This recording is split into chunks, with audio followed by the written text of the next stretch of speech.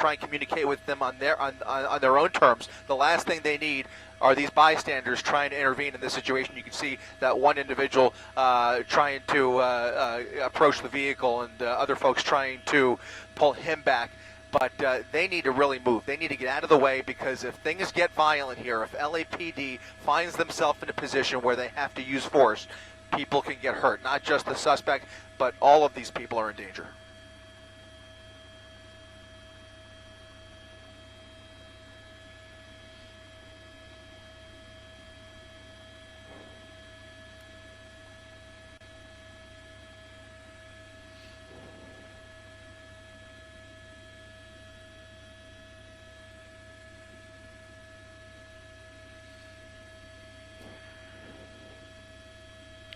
Yeah, pure speculation here.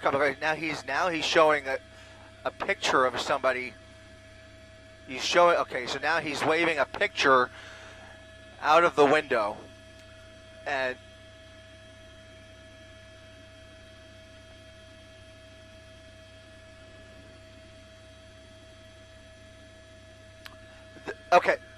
okay. So he is clearly distraught. I think we got a much better picture of what's going on down there. Looks like a picture of an elderly woman in that picture, and he is obviously emotionally disturbed in this situation. You could see the gun on his lap, and that's what I was afraid of. You just have no idea. So often, each of these people who decide to run from the police have their own reasons for doing so, and they all have a different mental capacity and different external factors like drugs and alcohol. In this case, it looks like he's clearly attached to that individual, probably a relative in that picture, and he is clearly in a ill form here this afternoon. A very desperate man. He's not even getting away from the police. That's the first thing on his mind. He is just not in the right frame of mind, certainly not in the right frame of mind to be driving that heavy vehicle. But these individuals that are talking to him certainly appear to know him. He certainly appears to know these folks who are now talking to him, approaching the vehicle, trying to calm him down. Obviously, lots of emotions flying down there. You could see it. You could see clearly how much emotion is, again, waving that picture out of the driver's side window, and you have to expect that LAPD will treat this extremely, extremely gingerly. Very delicate decision-making on the part of the officers right behind him. But with that gun in his lap, you can see it in his hand, it is just so precarious, especially with the folks who are now surrounding this vehicle.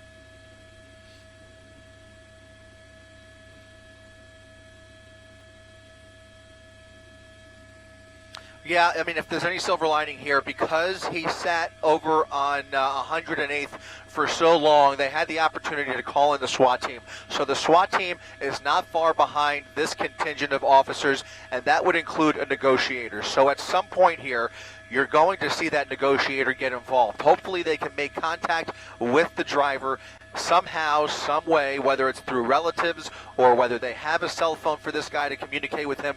The negotiator hopefully will get involved, or maybe just on the loud horn, the PA system on these vehicles, they can communicate with the driver and kind of calm him down. I think that's going to be the key here. He's obviously very animated, emotionally disturbed, and he needs to be calmed down. He is obviously in a desperate situation, but the officers, I guarantee you, are going to have a certain amount of compassion as long as he doesn't pose a threat, especially with that weapon in his lap. If he could put that weapon aside and give himself up here, that would be the best case scenario for everybody involved. But we have, again, dozens of officers right behind him, SWAT team nearby with a negotiator able to, de-escalate the situation, bring the temperature down a little bit. assuming he stays put here. But once he starts moving the vehicle, if he decides to continue moving here along 75th Street, then he poses a risk with that vehicle to the surrounding motorists and pedestrians, and that just is going to amp things up all over again. So we've come to a stop here once again. Probably about 5 minutes we've been sitting here now, 75th Street, just south of Figueroa, and we are in another standoff situation.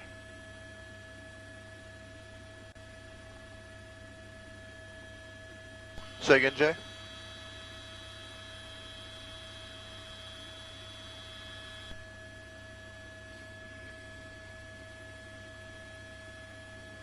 Ten four.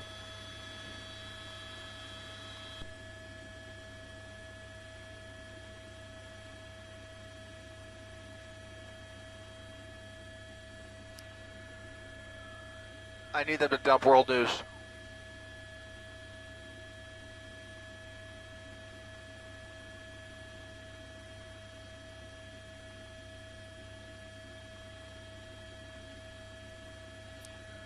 Jay, I need them to dump programming so I can only hear the anchors.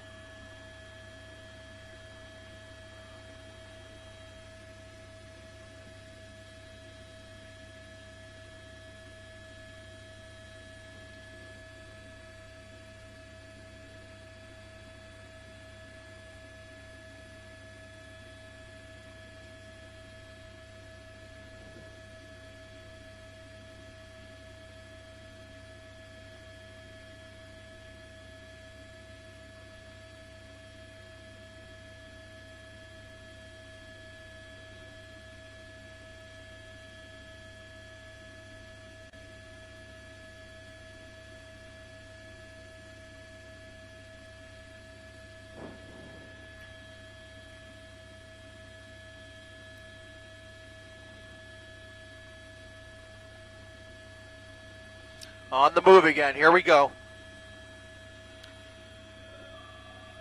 All right. Yeah, and some erratic moves here as well. Coming into a tight spot, there were pedestrians in the alleyway, and now he may decide to maybe make a run for it. Looks like he's kind of sandwiched in between a parked vehicle and a fence, I believe. But he was sitting still there for quite some time on 75th, and now just deciding to continue this pursuit into an alleyway. There were folks right on the sidewalk.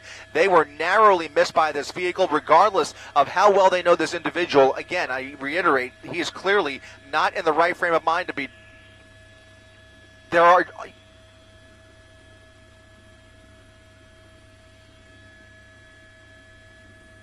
You talking about the officers near the bottom of the screen there?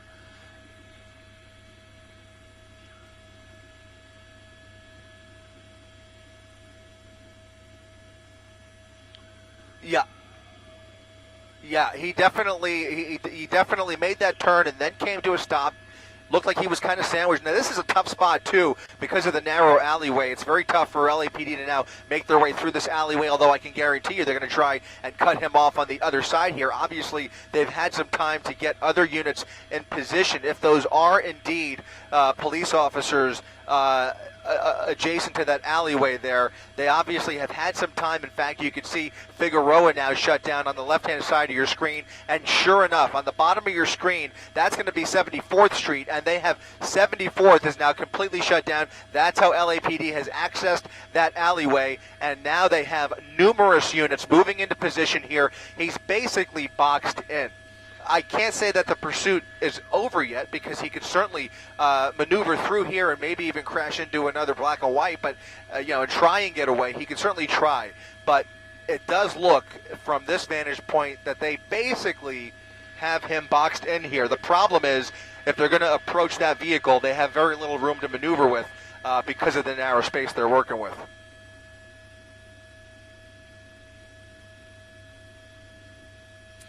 Absolutely, that would be a situation where they would clearly be faced with that decision whether to use force and to fire shots in his direction to try and disable the vehicle and bring this to a violent end. Unfortunately, he has not shown signs of giving up. He was emotionally distraught there on 75th Street. You can see clearly very animated, waving a weapon, and clearly attached to the individual in that photo. But his driving just put the gun aside for a second. That motor vehicle is a deadly weapon in and of itself if he decides to continue this.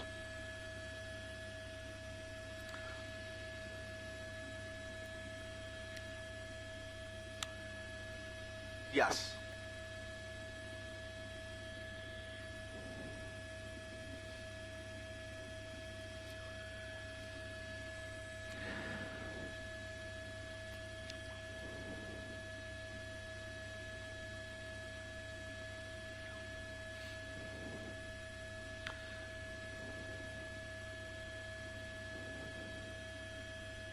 Yeah, and they are calling for backup. They're going to bring as many units onto 75th Street as possible to try and contain that crowd. You can see right now there's only a handful of officers and several dozen pedestrians that are trying to get close to the action here and take pictures. Okay, it looks like the driver is coming out. We're going to keep this shot a little bit loose just in case things go sideways here, but it does look like there's some movement on the driver's side of that red SUV. But as I mentioned, it looks like they have a limited amount of officers to contain that crowd, and for that reason they are bringing in additional backup units into the picture here, and you will begin to see probably a skirmish line of sorts as they try and contain that crowd. They have to control that crowd at all costs, but in the meantime he is very close to those officers behind the building. It may be that he's cooperating and obeying their commands. It's very tough to tell from this distance, and we're going to again purposely keep this shot a little bit loose until we understand that he is either in the vehicle or in custody. But we are, again, trying to determine whether he's stepping out of the vehicle there or communicating with officers. Again, as you mentioned, David, big concern is those folks behind him who are trying to, get close to the situation and take pictures and communicate with him. LAPD now looks like they are taking him into custody here. He stepped out of the vehicle, hands on his head, and he's going to give it up here. Fortunately, this is coming to a relatively peaceful end, and this could have been so much worse, guys. As you know, what a precarious situation he has put law enforcement in here, but fortunately it looks like everything is now under control here in South LA.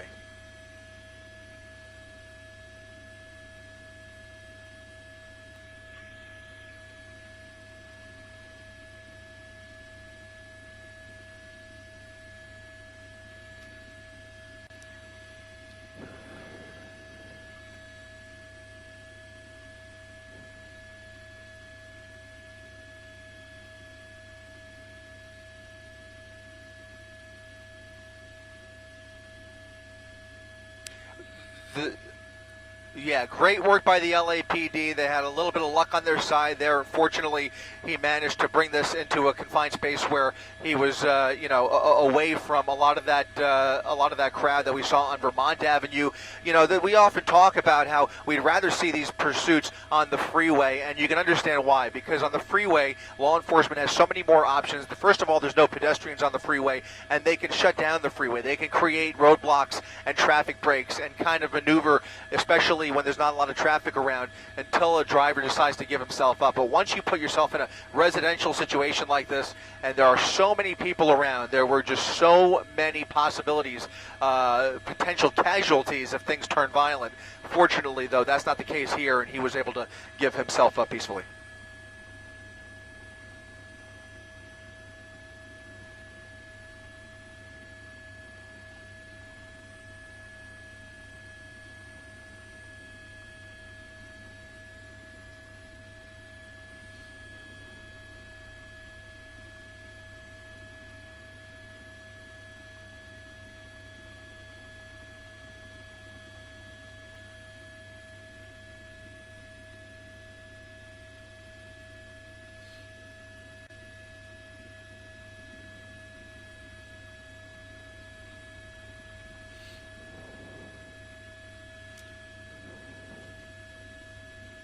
Yeah, emotion is clearly running high here, but you can see just in the last couple of minutes the number of officers that have been able to make their way into this alleyway, upwards of about 24 by my count, that are now pushing the crowd back and trying to ease tensions here. But you see, look, even folks on top of that van, standing on the roof, folks on staircases, without knowing what the situation is, what the relationship is with the driver of that vehicle, we can only, speculate. But clearly, LAPD still has a crowd control situation on their hands here, as tensions seem to be running pretty high.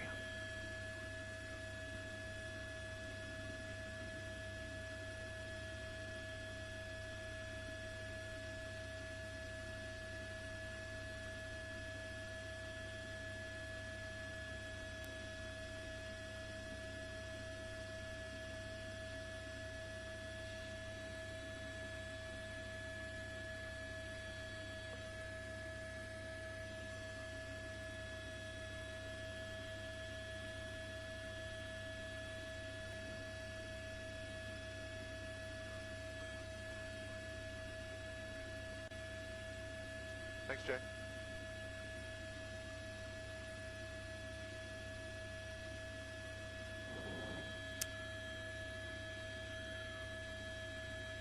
Copy that. Sounds good.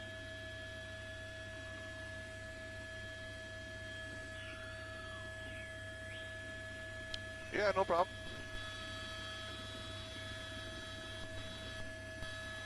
Yeah. Yeah. Yeah. Hey, Jay, do you copy?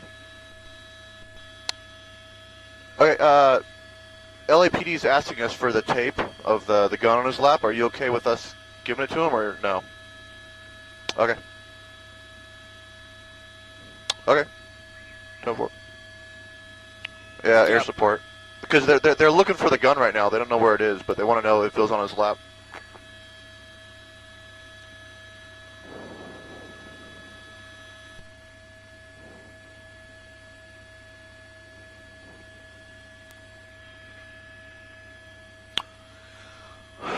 Well, that was interesting.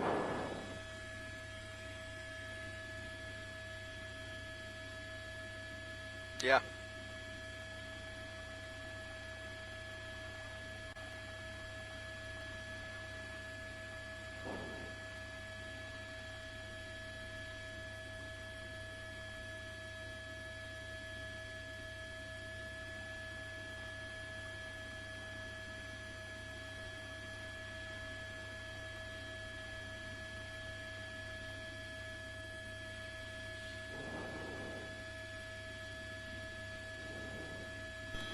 Okay, 10-4.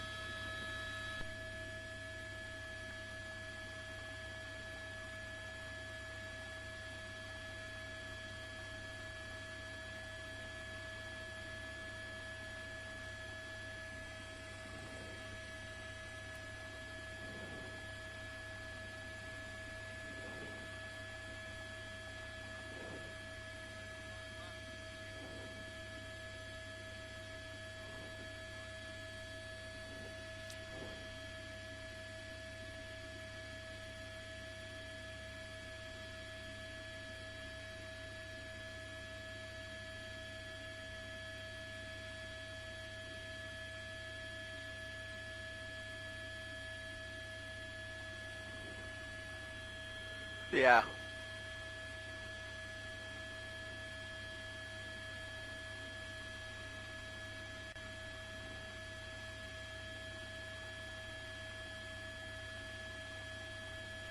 What was that last part, Jay? Which tack are they on? Copy. Yeah. Right. Yeah, that's why they're asking.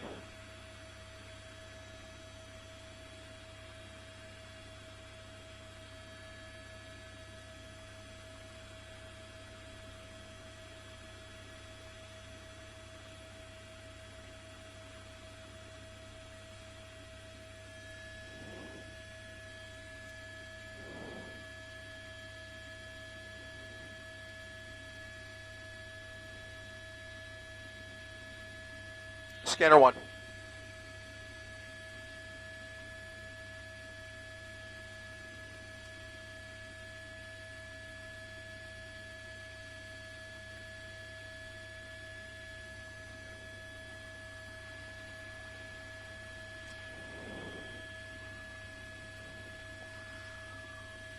Hey, Rob, you know you can do, if you're able to roll back after you zoomed out of the gun, maybe you might be able to make out where they're saying they witnessed him throw the gun out the window. Maybe we could use that. I'm not sure at what point he threw the weapon, but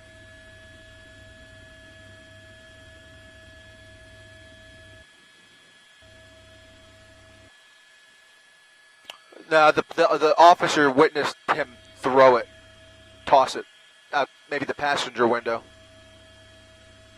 They're looking for it down there, maybe under the van. Yeah, no, you're doing great.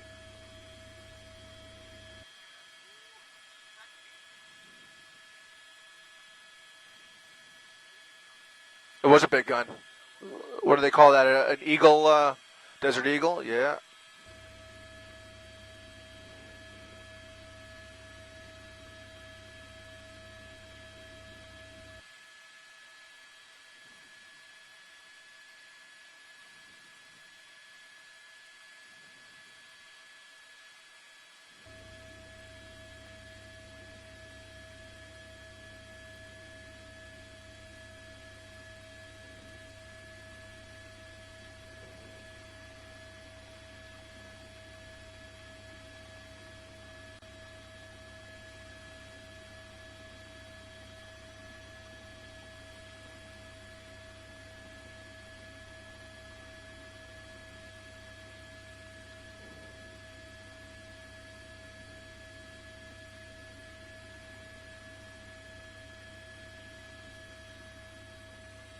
Yeah.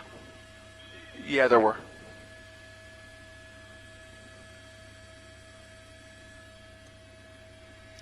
I got 'em.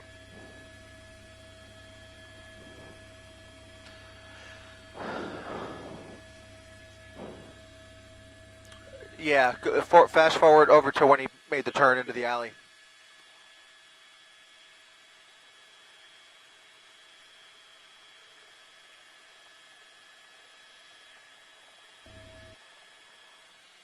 All right, back a little bit. Okay, right in there. There it is. Yep, there it is. Yep, it went right between the two cars. Right between the red car and the white car.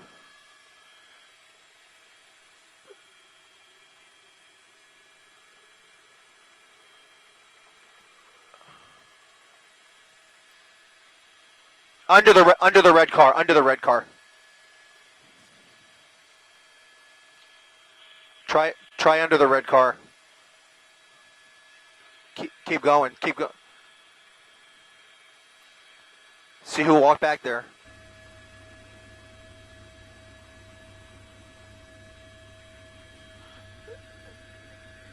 Oh. Yeah. Go back.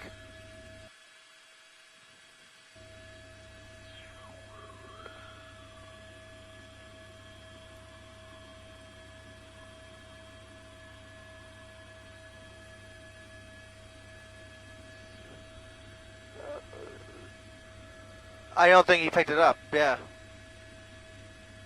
He didn't pick it up. No. No, I think it's under the red car.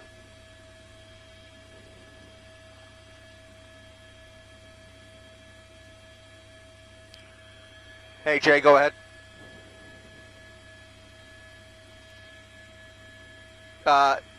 Stand by.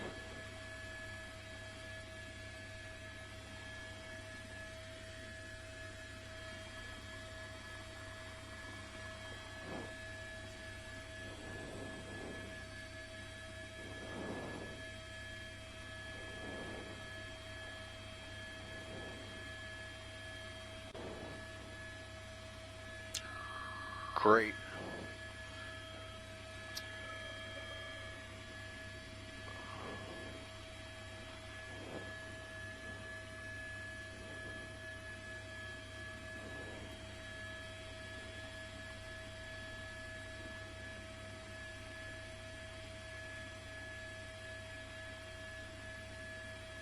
All right.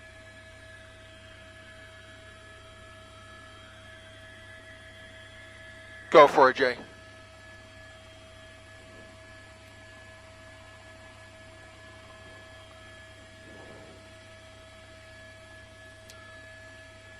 Yep.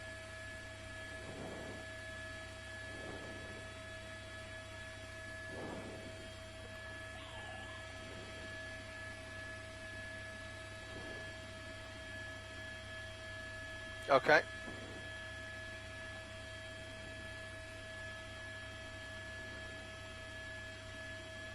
Can I say twerk?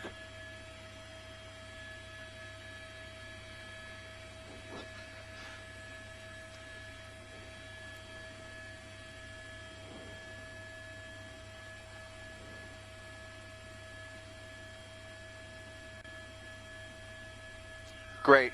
Got it.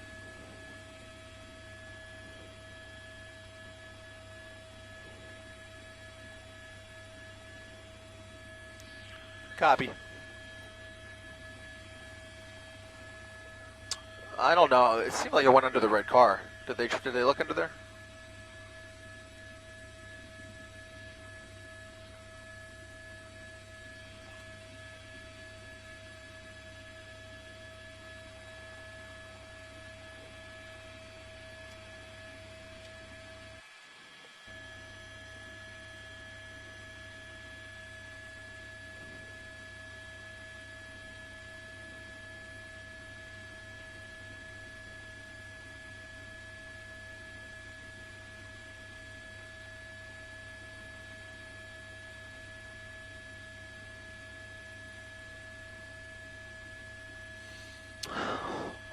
That was nuts.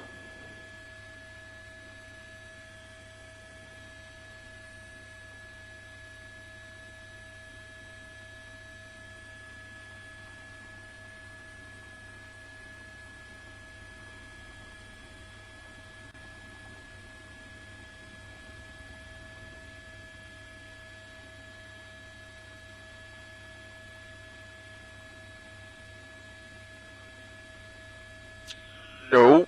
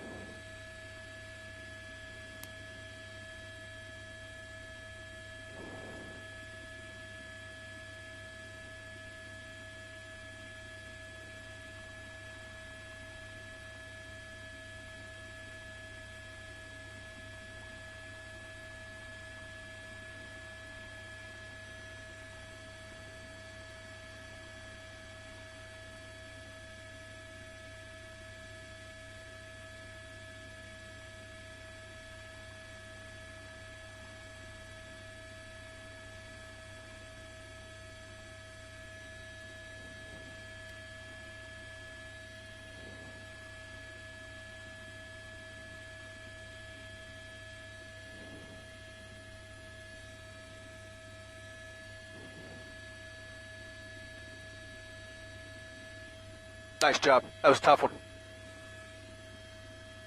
That was good.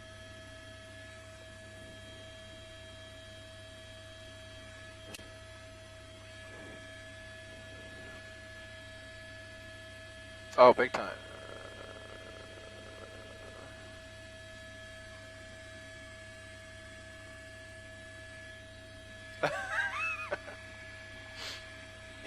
You cracked me up.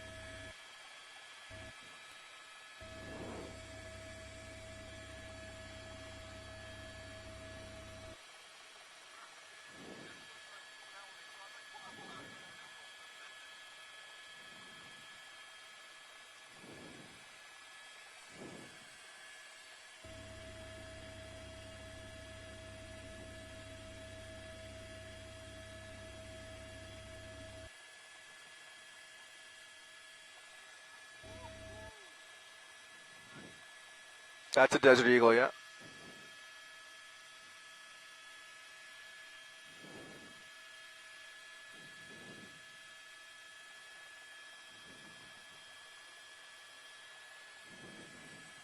Scanner 1 following.